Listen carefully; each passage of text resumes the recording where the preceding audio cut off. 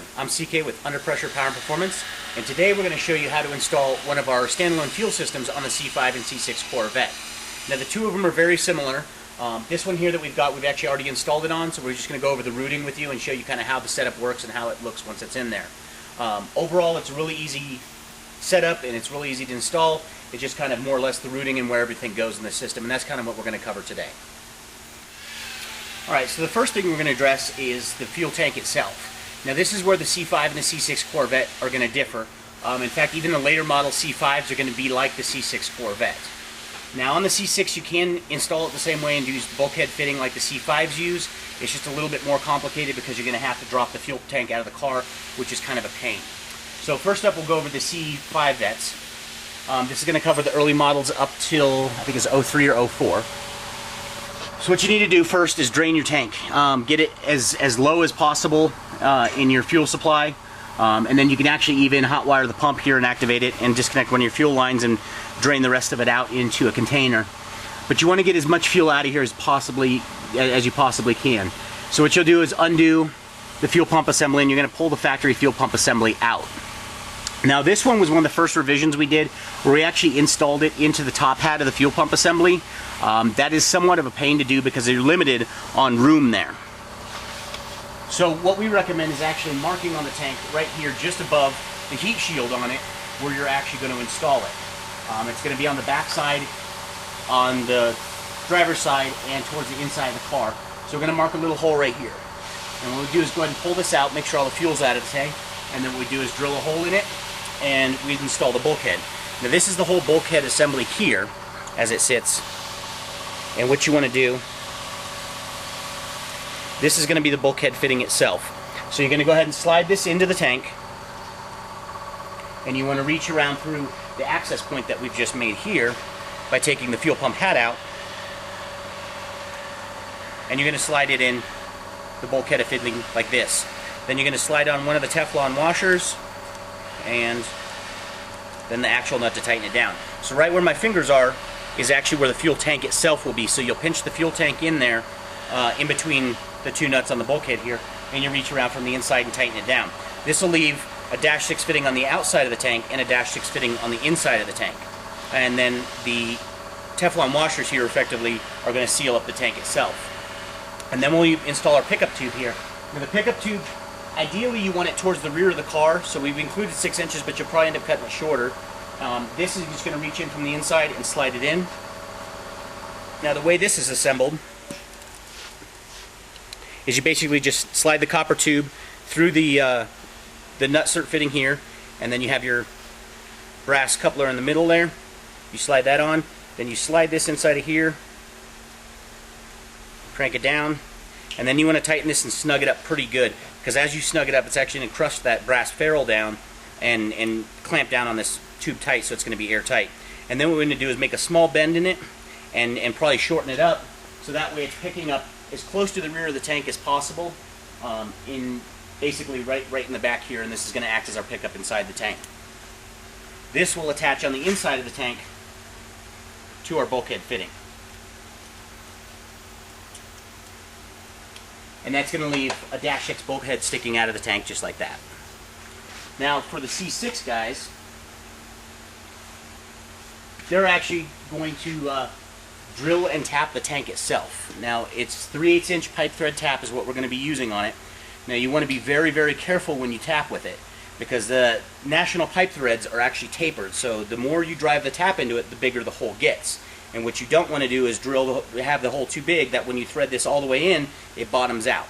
Because if you do that, effectively it won't seal. Now if that does happen and you can't get it to seal, you can always step up to the next size bigger. So from 3/8 it would go to a 1/2 inch, and then you need a 1/2 inch coupler reducer to go drag down to this.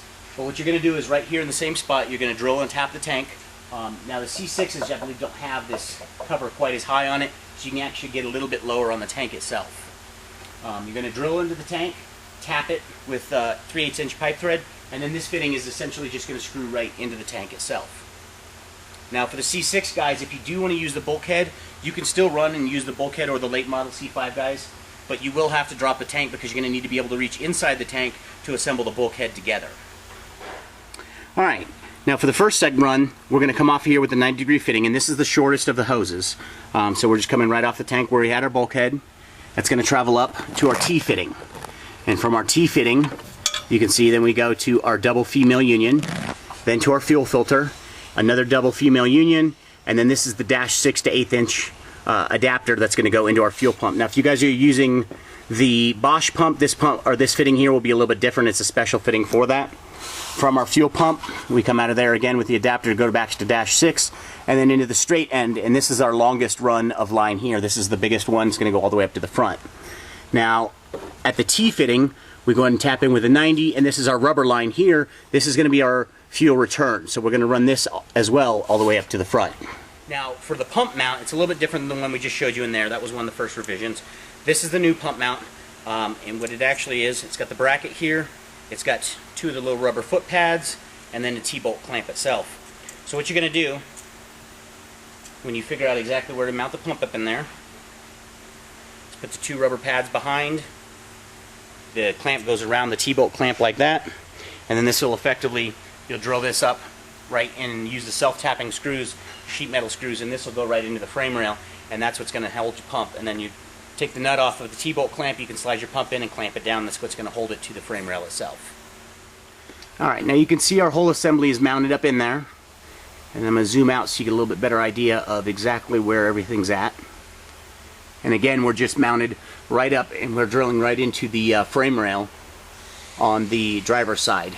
And then we will go ahead and use one of the hose clamps as well that wrap around to help support the weight of the system there. Now from there, we'll actually come up, and both the 2 lines, as well as the electrical, we want to go ahead and connect a power wire to the pump, and they are marked positive and negative. The ground wire we actually just ground right back here to the frame rail with one of our sheet metal screws, and then the positive wire we're going to run up to the front. So you're going to go ahead and drop the exhaust down, and we're going to run everything up above the tunnel here where the transmission is, or where the drive shaft rather is. So go ahead and drop all of the, pull all the bolts out here and drop the tunnel cover down, and then you're going to have 1 power wire and 2 hoses, the fuel line going up, which is the stainless one, and the fuel line return, which is the rubber one, going up in there. And we'll just slide them all up inside of there and tuck them up nicely, and then go ahead and bolt that back on. And then we're going to route all of them, essentially coming out right here on the driver's side, just past the transmission. Let's see if I get a shot of it up in there.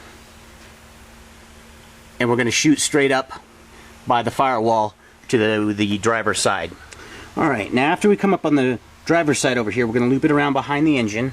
We're going to come right over here to the passenger side, and you can see the main fuel line, the stainless one there, goes into the side of the regulator. Now the regulator itself, we're just going to bolt right to the battery box here. We've left you enough slack, you can kind of move it around, mount stuff wherever you want. You should have enough room and playroom up in here to do it. The stainless line is going to come in and go right to the side of the regulator here. Out the bottom side we have the return going back to the tank, that's the rubber line. And out the other side here we're going to have our check valve, and then a male-to-male coupler, and then this is going to be our fuel feed going over to the fuel rail itself.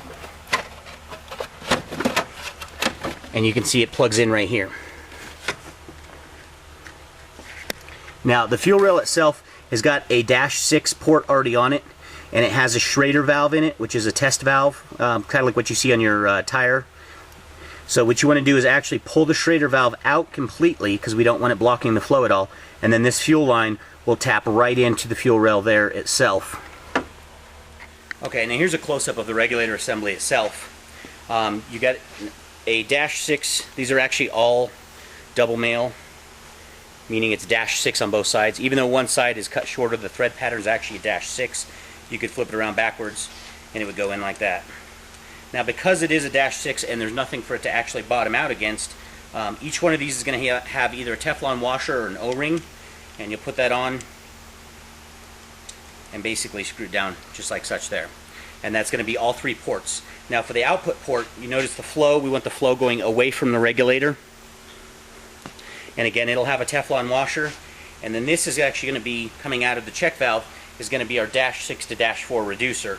Again, it's going to need the Teflon washer as well to help seal it, and it just goes on like that.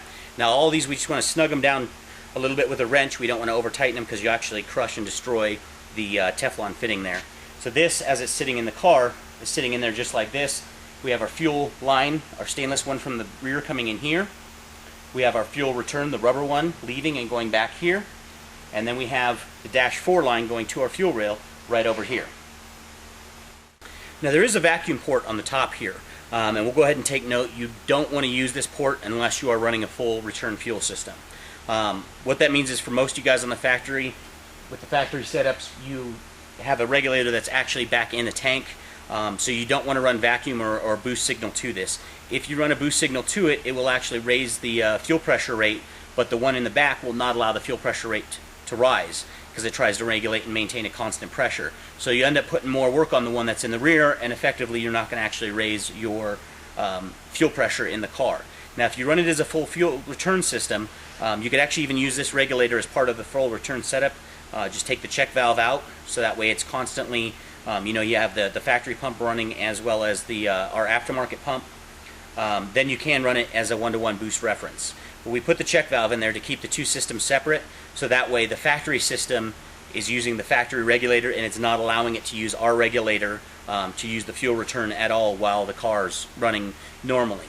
The only time that it'll actually use this regulator as a return is when our secondary system kicks on. So again, just leave it how it is. Don't plug it up with anything. Don't put a vacuum line to it. Nothing boost, nothing vacuum, no sources at all. Just leave it just like that unless you are running a full return system, which, like I said, most of you guys aren't going to be, so just leave it. Now, it's got the port on here for the gauge on the front, so you want to go ahead and screw your gauge in, and then to set the fuel pressure on this, what you want to do is actually hotwire the system, kick that on so that the pump's active with the car not running and the car not on. Then you can set the fuel pressure. Now generally we recommend measure your fuel pressure stock first, see what your stock pump's doing with the car running, and then set this right at the same PSI or 1 PSI higher. So to adjust it, you got the Allen in the top here, you're going to release the nut, which is the lock for it. In is more pressure, out is less pressure, and when you get done, just tighten the nut up again and that'll lock it in place.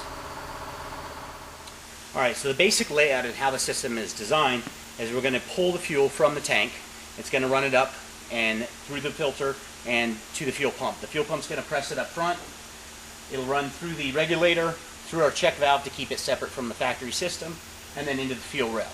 The excess fuel that's delivered up front is actually going to be returned through the rubber line back to the T-fitting, which is also going to help feed that line and keep fresh fuel, or the fuel going, and that way it doesn't run dry and starve in the back.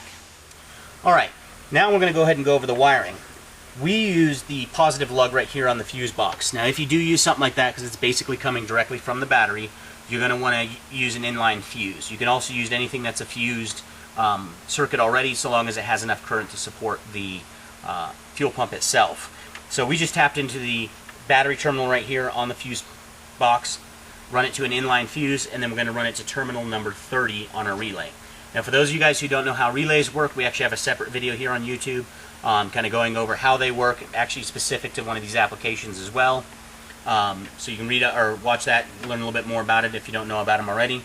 So we're just going to blaze over this real quick.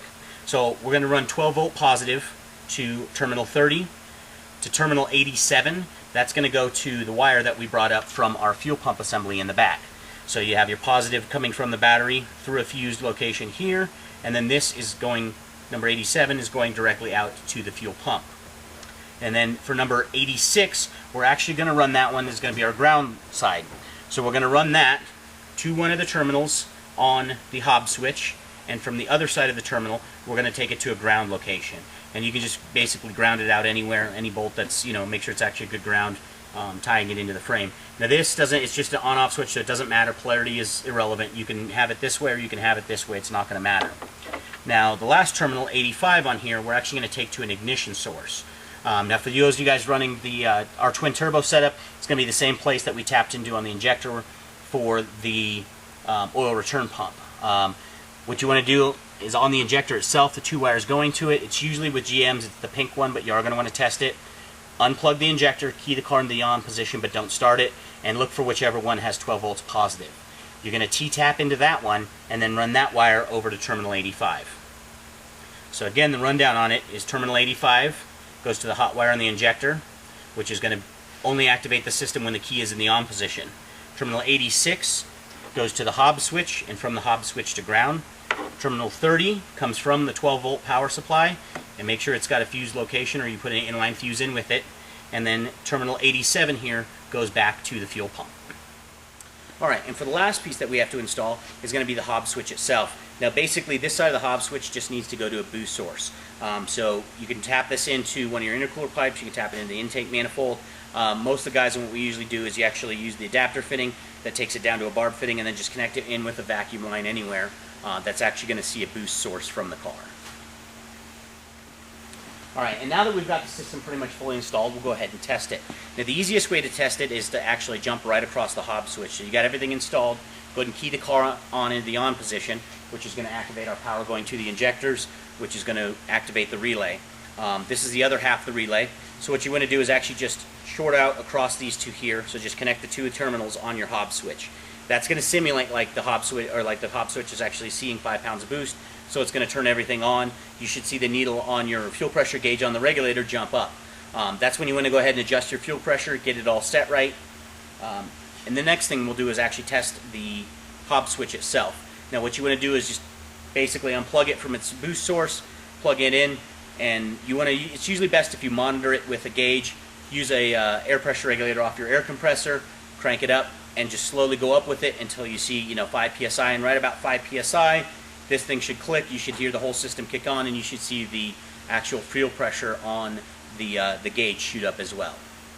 Well, that just about covers it for this installation video today. I'm CK with Under Pressure Pound Performance. Remember, stay tuned.